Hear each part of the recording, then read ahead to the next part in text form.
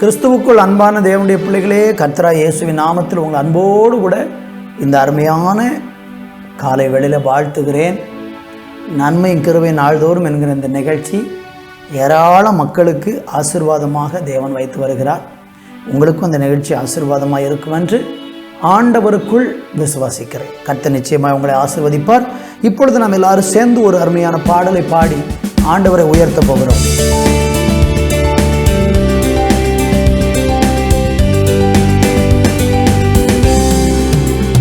எந்தன் அன்புள்ள ஆண்டவரே இயேசுவை நான் உந்தன் நாமத்தை போற்றிடுவேன். எந்தன் அன்புள்ள ஆண்டவரே இயேசுவை நான் உந்தன் நாமத்தை போற்றிடுவேன். உம்மை போலொரு தேவனை பூமியில் அறிந்திட உயிர் தந்த தெய்வமே நீ.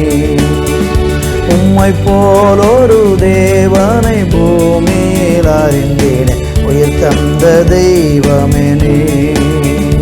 ஆனந்தம் ஆனந்தமே அல்லும் பகலிலும் பாடிடுவே. இயேசுவே எந்தன் ஆருயிரே, இயேசுவே எந்தன் ஆருயிரே. பெற்ற தாயும் என் தந்தையுமானவரே, மற்றும் எல்லாம் எனக்கு நீரே. பெற்ற தாயும் என் தந்தையுமானவரே, மற்றும் எல்லாம் எனக்கு நீரே. வானம் பூமியும் யாவுமே மாறிடிலும் நீரோ வாக்கு மாறாதவரே. வானம் பூமியும் யாவுமே மாறிடிலும் நீரோ வாக்கு மாறாதவரே. ஆனந்தம் ஆனந்தமே அல்லும் பகலிலும் பாடிடுவே.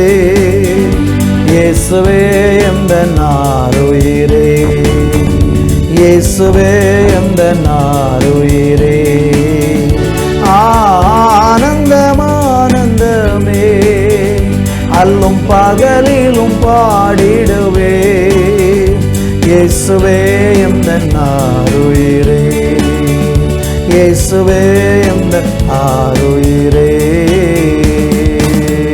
ஹல்லேலூயா, ஹல்லேலூயா, ஹல்லேலூயா, ஹல்லேலூயா. ஆண்டவரே, மனிதனுடைய அன்பு மாறிப்போகும், ஆனால் தேவனுடைய அன்பு ஒரு நாளும் மாறாது.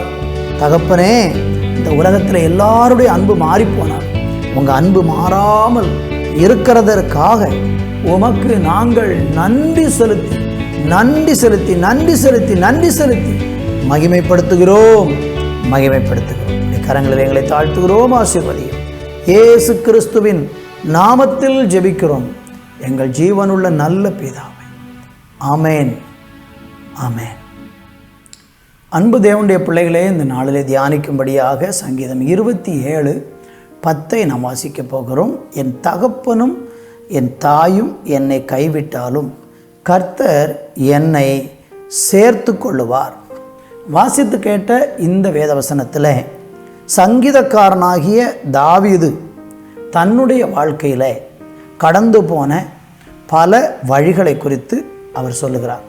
அவருக்கு பலவிதமான நெருக்கங்கள் சங்கீதக்காரனாகிய தாவீதுக்கு வந்தது.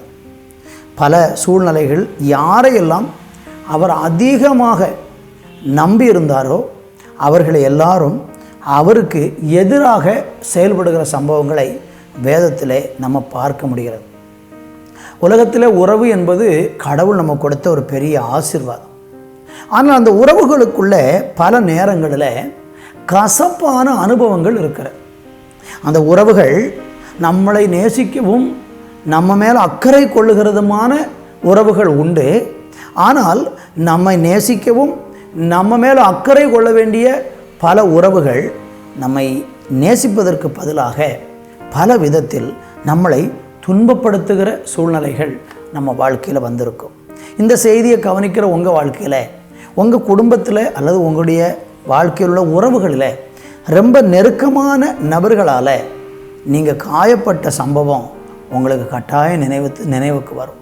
நீங்கள் யாரை ரொம்ப அதிகமாக இவங்க என்னெல்லாம் பார்த்துக்கிடுவாங்க, எனக்கு கஷ்டம் வந்தால் என் கூட இருப்பாங்க என்று சொல்லி ஒருவேளை உங்கள் பிள்ளையாக இருக்கலாம், அல்லது தகப்பனாக இருக்கலாம், அல்லது தாயாக இருக்கலாம், அல்லது உடன் பிறந்தவங்களாக இருக்கலாம். யாரோ ஒருவர் உங்களுக்கு உறவுகளில் ரொம்ப நெருக்கமான சில நபர்களோடு நீங்கள் ஒரு பெரிய அளவுக்கு மிஞ்சின எதிர்பார்ப்பு வைத்து நீங்கள் வாழ்ந்து கொண்டே இருந்திருக்கும் பொழுது திடீரென்று ஒரு நாள் அந்த உறவில் அப்படியே ஒரு விரிசல் ஏற்பட்டு அது நொறுங்கி உங்கள் உள்ளம் மிகவும் காயப்படும் விதத்தில் நடந்த சம்பவங்கள் கட்டாயம் உங்களுக்கு உண்டாயிருக்கும்.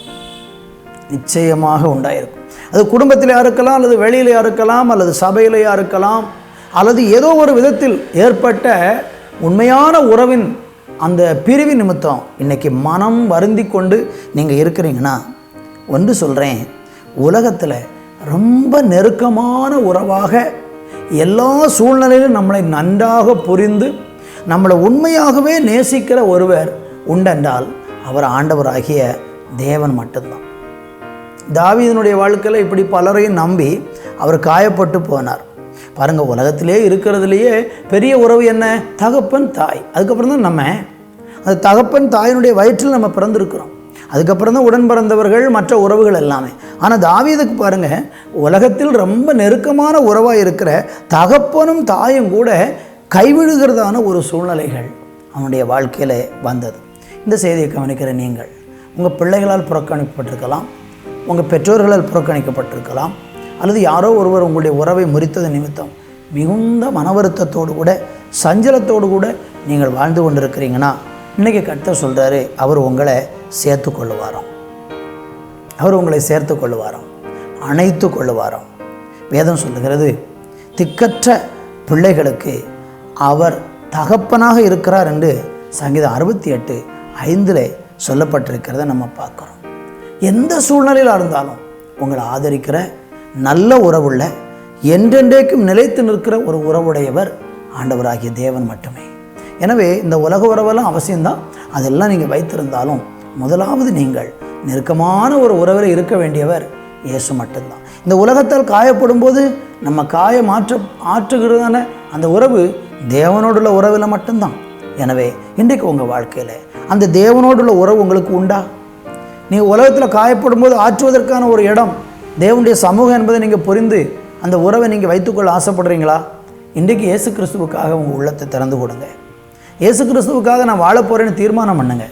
இயேசுவை உங்களுடைய உள்ளத்தில் ஏற்றுக்கொண்டால் எவ்வளோ பெரிய உறவுகள் உலகத்தில் முறிந்தாலும் கர்த்தர் உங்களுக்கு உங்களோடு வைத்திருக்கிற அந்த உறவை ஒரு நாளும் முறித்து கொள்ள மாட்டார். சில நேரம் பாவம் வரலாம், சில நேரம் நீங்கள் தேவனுக்கு பிரியமில்லாத கூட செஞ்சாலும் கூட உறவை சீக்கிரம் முறிக்க மாட்டார். திரும்ப அந்த உறவை கட்டி எழுப்புவதற்கு உங்களை நேசிக்கிற நல்ல தெய்வம் இயேசு ஒருவரே. அவரை இன்றைக்கு நம்பி பாருங்கள். கர்த்தர் உங்களை ஆசீர்வதிப்பார். நல்ல தகப்பனே, இந்த நாளுக்காய் நன்றி. நீர்களோடு பேசின இந்த நல்ல வார்த்தைகளுக்காய் நன்றி. உலக உறவுகளெல்லாம் முறிந்து போனாலும் எங்கள் தேவனோடு கூட உள்ள உறவு நிலையானதும் நிற்கிறதுமாக இருக்கிறதற்காக ஸ்தோத்திரம். உங்கள் நாமத்தை மகிமைப்படுத்துங்க, ஆசீர்வதிங்க. இயேசுவின் நாமத்தில் பிதாவே, ஆமேன், ஆமேன்.